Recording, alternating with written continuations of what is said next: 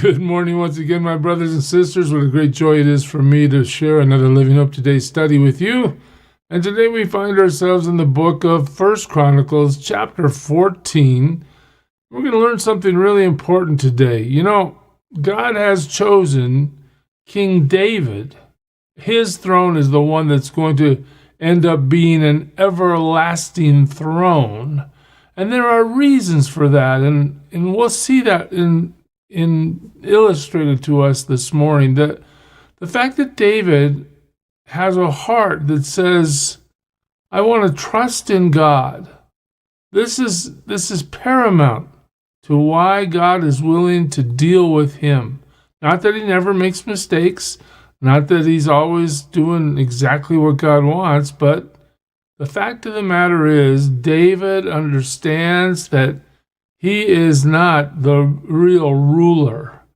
God himself is the real ruler. David understands it's a privilege to serve God in the capacity of ruling God's people, even though he himself is a servant of God himself, right? So we'll see this as it plays out in 1 Chronicles 14 today. Listen to this. Now Hiram, king of Tyre, sent messengers to David along with cedar, logs, stone masons, and carpenters to build a palace for him. And David knew, what did David know? David knew that the Lord had established him as king over Israel, and that his kingdom had been highly exalted for the sake of his people. So what are we being told here? David understands something critical. He knows that, yes, he's risen to power, and yes, all these warriors have consolidated around him, and yes, despite his mistakes in trying to bring the ark to Jerusalem, overall, he's been blessed by God in the fact that he's making wise decisions, and he's conquering those who oppose him. But all the way underneath it, David says, look, this isn't happening to me because I'm smart or because I'm good looking or because I've taken 101 through 105 leadership courses and I'm qualified. No, David says, this is God. This is God who's put me here. I'm serving him. Critical.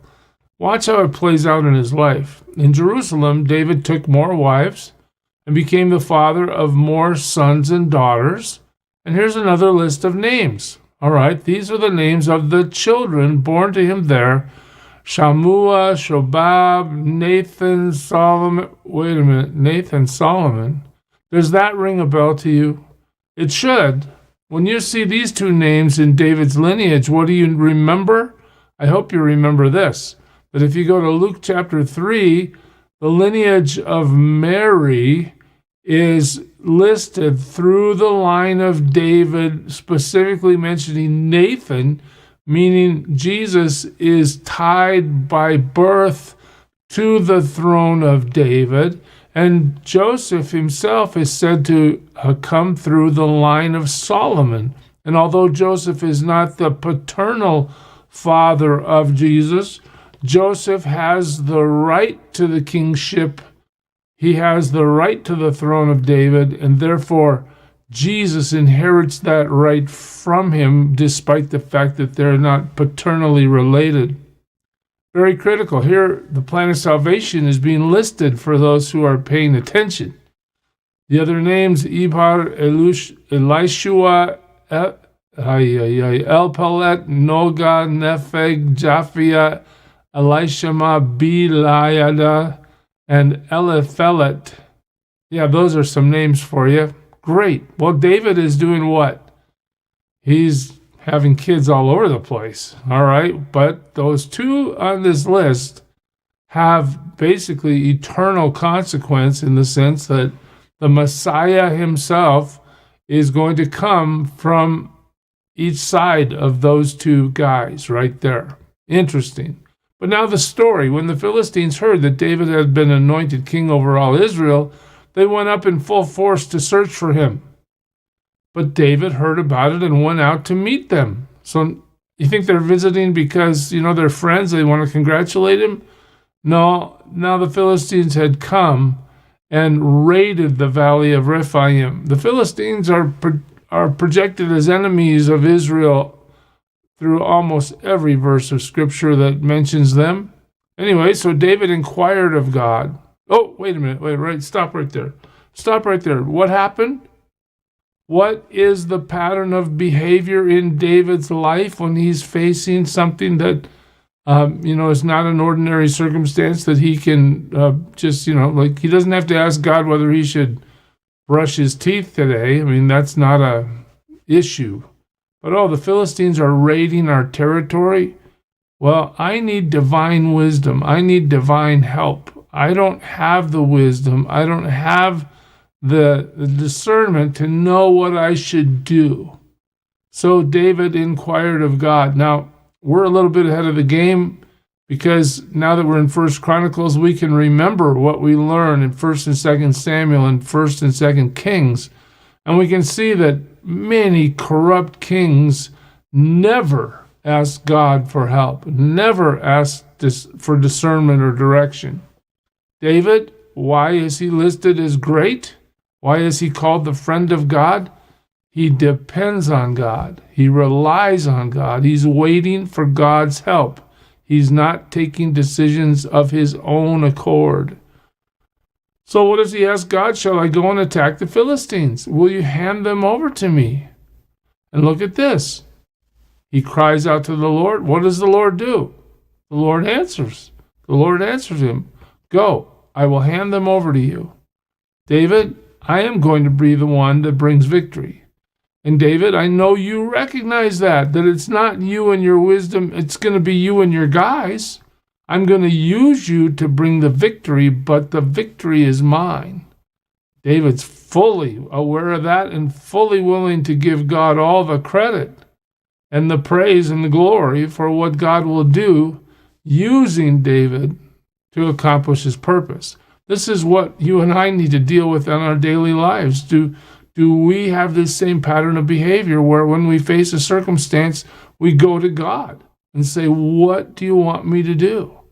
How should I approach this? Will you please lead me? Will you guide me? Will you give me wisdom and discernment and direction so that I accomplish your will instead of mine? Beautiful illustration in this chapter. David and his men went up to Baal Perazim, and there he defeated them. All right, so hey, we win the battle, and I'm a great warrior, right? Well, look at this. He said, as waters break out, God has broken out against my enemies by my hand. I had participation in it, but it wasn't because of me. It was because of the Lord's power. God's the one that broke out against my enemies. That's it. That's the pattern of behavior we need to understand. David's perspective is not like most of the corrupt kings, or most of all the kings, really. David's here saying, I'm dependent on you, God. I'm willing to acknowledge your victory and give you the glory. So that place was called Baal Perazim. Look what happens. The Philistines had abandoned their gods there. Look at this. Remember how in those terrible kings, there was always this penchant to become idolatrous and do the wrong things. Here we go. David sees these idols that the Philistines have left behind, and what does he say? Oh, well, let's set them up. Let's use them on the high places. No. David says, let's burn those things. Those things have nothing to do with God. They're evil. They're satanic. We're going to get rid of them. This is David's heart. This is why David's called a friend of God. Once more, the Philistines raided the valley. Here we go again, another problem. What happens? So David inquired of God again. There it is. I depend on you, Lord. Jesus tells us, I'm the vine, you're the branches. You can't do anything without me. But do we live in that constant dependence? Do we live inquiring of God over and over as we face whatever circumstance comes our way? It's a good question, isn't it? In the end, we can see by example that David knows how to do it. He is going to set the pattern in his life of asking God. And we'll see, well, we already know this from Samuel, but when he decides to do something on his own, like take Bathsheba and sleep with her or kill her husband Uriah, you don't find anything in there about how David inquired of the Lord whether he should do that or not. No, that was him acting on his own. Here in Chronicles, we're not going to hear about those mistakes. Again, the chronicler is telling us that David is the rightful king and he's mighty and he does the right things. And here it is. He's doing the right thing again in verse 14. And what does God do? God answers him. No problem. Don't go, and look at this. God's going to give him strategy. Do not go straight up, but circle around them and attack them in front of the balsam trees. All right? As soon as you hear the sound of marching in the tops of the balsam trees, move out to battle, because that will mean God has gone out in front of you to strike the Philistine army. So God gives David strategy, and what makes the noise at the tops of the balsam trees, we assume that's God himself. Wow. So God's told him how to do it, when to do it, what the trigger is for him to take the action God's told him to take. What does David do? So David did as God commanded him. David says, okay, you're the boss. I'm happy to obey.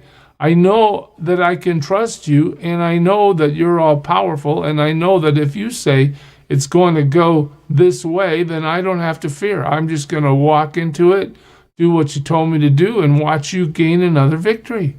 And they struck down the Philistine army all the way from Gibeon to Gezer. There it is.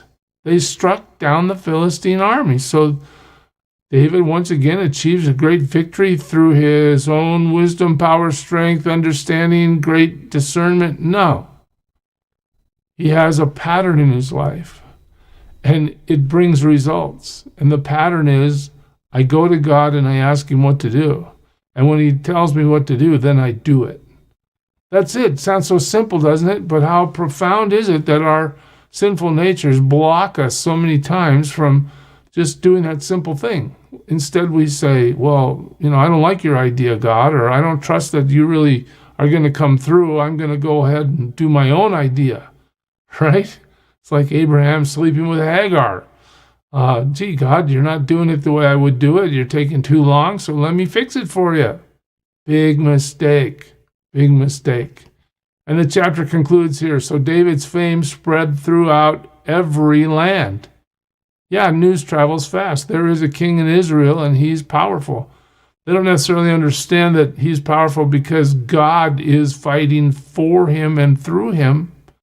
But the Lord is still in play. Look at this. The Lord made all the nations fear him.